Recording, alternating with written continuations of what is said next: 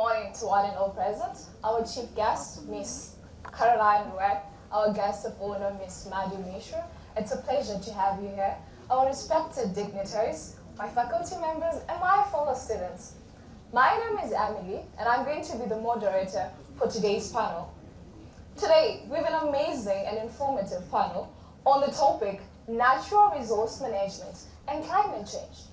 As Toastmasters, we are also celebrating World Earth Day, a day that is designed to drive action on the environment and climate crisis that we are all facing as a world.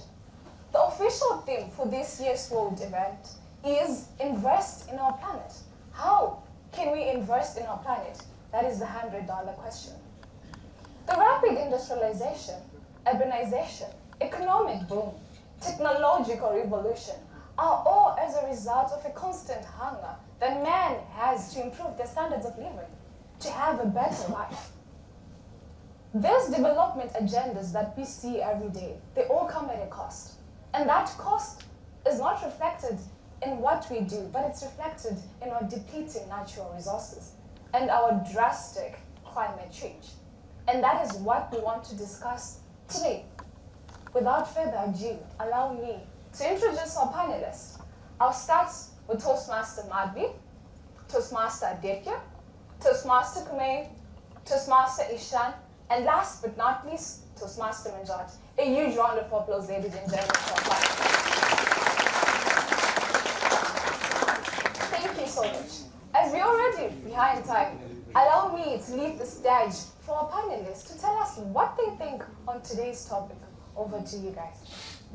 Can you imagine the days where we will not have pure water to drink, poor air quality to live, and unusual weather to survive?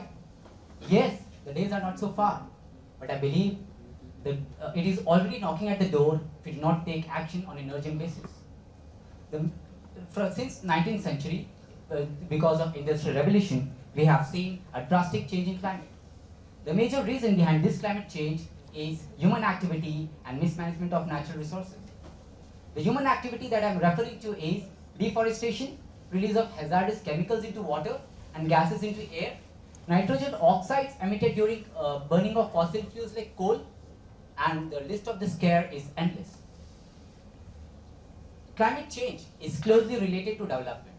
In the name of development, we are not focusing on proper management of natural resources. We see acid rains, floods, extreme weathers, smog, unusual rain as a result of extensive use of natural resources. Earth's average temperature has increased by 1.1 degrees Celsius and is expected to increase by 3 to 5 degrees Celsius by 2100 as per United Nations data. World's 50% of natural wetland has shrunk since 1980. Sea levels impacting 1 billion people and heat waves around 2.7 billion human population. Risk of floods increasing by 170% with even a 2-degree change. This isn't a fiction, but a real possibility. The problem is more serious than we think. The first and worst vulnerable people will be third world nations and poor people. Rich people can afford sunscreens, but poor cannot.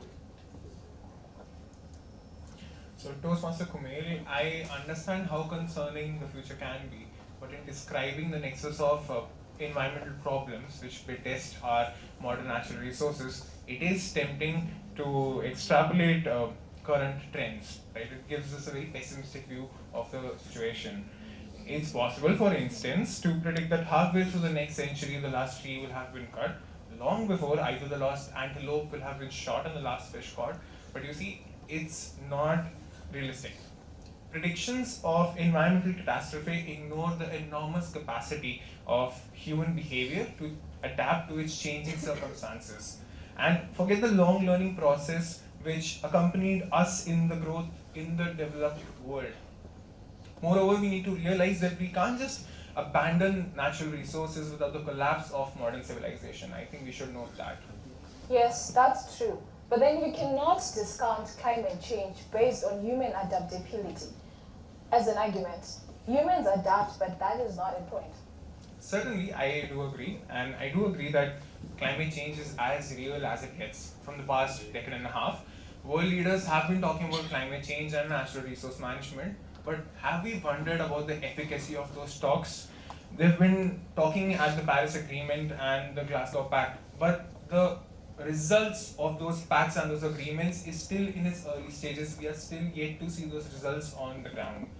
We are aware of specific solutions, such as replacing electricity with coal, planting more trees, so on and so forth.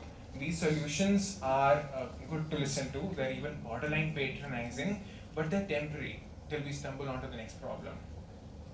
Okay, before we dive deep into our solutions, let's talk about how this is impacting us. I recently read a study that was saying that there's been an increase of 52% in the number of cyclones that are happening over the Arabic Sea. Not just the number of cyclones, the intensity, the duration has also increased. And not just cyclones, we're talking about the rainfall patterns, they have changed. We're talking of droughts that cannot be explained. Floods, it's raining when it's not supposed to rain. Now we're even talking about cities going dry. What do you guys think about this? As my fellow panelist said, Toastmaster Kumail said, that it will be no exaggeration that to say that water, without water there is no life.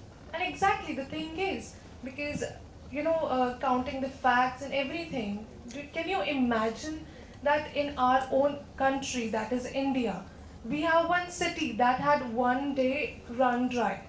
And on 2019, I must say that on that day in that city, the day was running dry. People had no water to drink. There was no sanitation properly applied to them. And Chennai was declined to say that staggering 9 meters this month, according to study. But it's not just in 2018.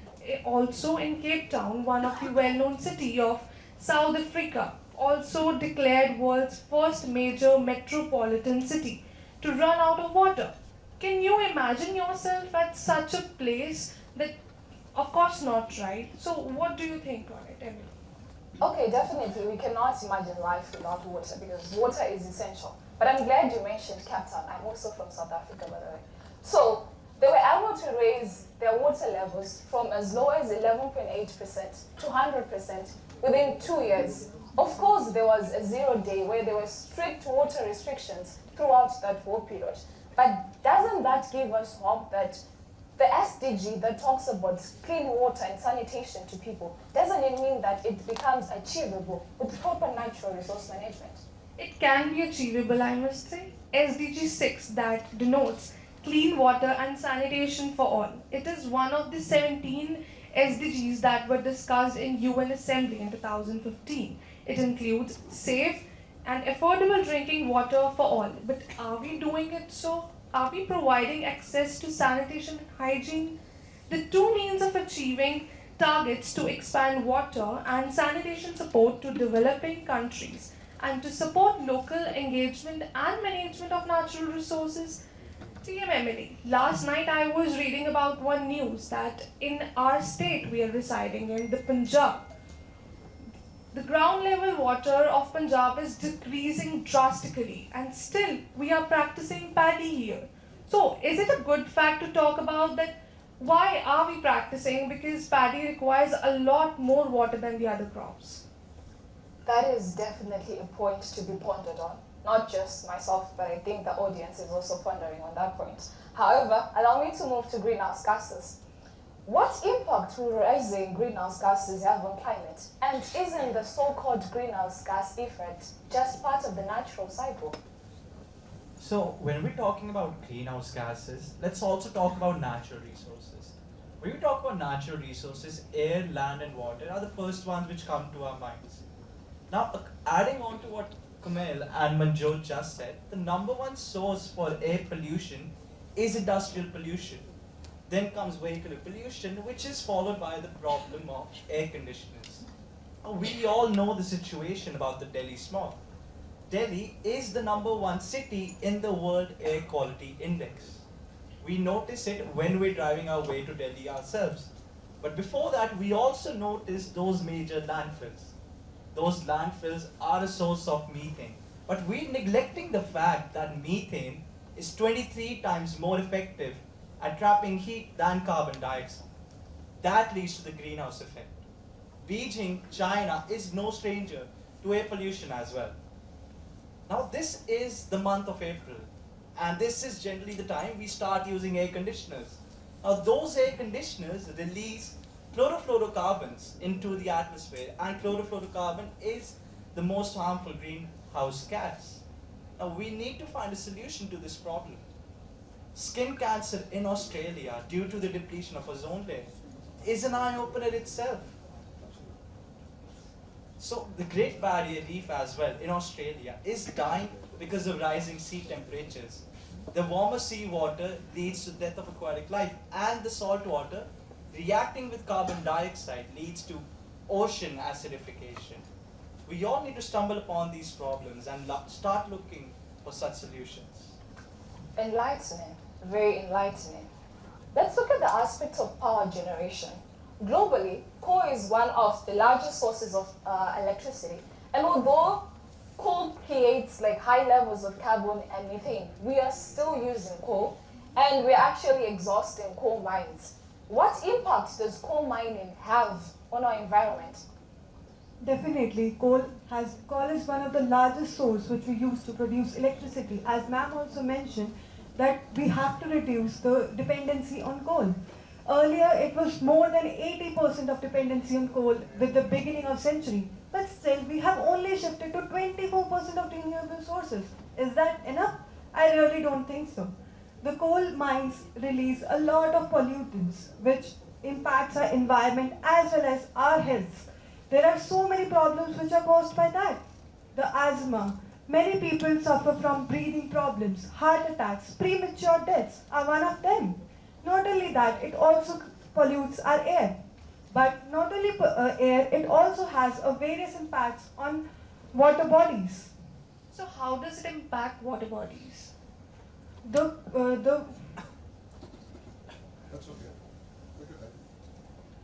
waste which is produced by those factories is then released into water bodies like ponds, rivers, which makes its way to our homes. It also impacts highly on the world, on the life of people because it goes to their houses. It also it also increases the acidity component of the water, and not only that, it also impacts the life of many species which live not only underwater but many wildlife as well. Well, my mates here have addressed many natural resources, but I think it's a fallacy to think that we should try to keep expanding our resources and their supply. If you think about it, natural resource management is a two-way street, isn't it? We are thinking about supply, but what about decreasing consumption? Aren't we responsible for it? Aren't we stressing on the planet with our swimming population? As a matter of fact, at the beginning of the 20th century, we were 1.6 billion. Today we are 7.9 billion. And according to the UN, by 2075, we will be 12.1 billion. If those projections become a reality, our children and their children do what you want, they cannot live well. That's a fact. It's simple math. More people means more carbon footprints, more cars, more waste, more emissions, more houses, and infrastructure to be constructed with our limited resources, ipso facto increasing the natural resource extraction. What I'm saying is that instead of just focusing on our resources and their supply and calibrating them to our needs, we need to be more introspective as a species. And we need to think about our consumption as well in the grand scheme of things. So Ishaan, you talked about the world global population rates increasing at such a fast pace. So when we're talking about such fast pace, you talked about the stats and figures as well, right? So what actually do you think is the solution to this problem? See, we know the solutions already. To slow down this growth, we need an investment in healthcare and access to education. But this doesn't end there. Even with massive investment, it will take a few decades for the effects to settle in, and the global population will keep growing for the next few decades, and hence the emissions go up as well. The issue is that there are too many of us. It is imperative that intergovernmental panels and agencies, they need to come together and they need to come up with effective policies for population control, and we need to focus on consumption altogether and not just conveniently work on the supply side of things. We indeed are the largest single threat to ecology and biodiversity, are we not? Well, unsustainable human growth can actually hinder our plans to cap this climate change, so we need to control that. But before we go deep into that, let's talk about combating climate change. We need many fronts, right? Nationally and internationally. We need groups, governments to come together and sit and talk about this, like what Ma'am just talked about. But I think we also have our drawbacks when it comes to these things, like lack of trust in the government. That may be one of the fundamental barriers to effective environmental action. So what are the governments doing after this, like to surpass this barrier that we're facing? Definitely, the governments are working towards it. However, Paris Agreement signed by 187 countries at COP21, which aims to restrict the temperature rise up to 1.5 degrees Celsius, seems to be unrealistic. Because scientists predict that even after taking into account of all pledges and the targets set by government, the temperature would still increase by 2.1 degrees Celsius. Is signing agreement the paper and setting goals enough to tackle this issue? The second highest carbon emitter, USA, backed out of Paris Agreement. If major powers like USA and China take minimum actions against climate change, would this set a good example to the entire world? Although European Union and India has taken minimum actions against this climate change, but this is not enough, because I also agree that recently USA has announced to come back with this agreement, but this does not mean that problem is solved. I agree with you, and adding to that, given the fact that US, China and India are the major polluters of the atmosphere from the use of fossil fuels, these countries have an added ownership and accountability to pioneer the changes to avoid disaster, and primarily, ownership is what we need from these nations.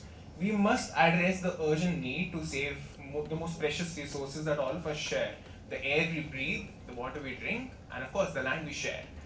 But world-leading nations today, they still display peak hypocrisy by blaming nations like India while they conveniently export their production lines to developing nations. We need policies that can stand the test of time and changing governments. So, according to the world's top climate scientists, there needs to be a 7% cut in global emissions to follow the goals of the Paris Agreement. But the reality is, since the lockdown, there was a cut of 6% in global emissions. So we need to do that every year till the year 2030. So imagine on that, we need to do what we did in lockdown for the upcoming 8 years to actually meet the goals of the Paris Agreement. Lockdown for 8 years, I don't think would be the way to go. But of course, I do remain optimistic that we can achieve those numbers, and the most catastrophic consequences of climate change can be averted. But this will only be possible through concerted efforts. We need a unified focus on the SDGs, fueled by individual ownership and collective accountability.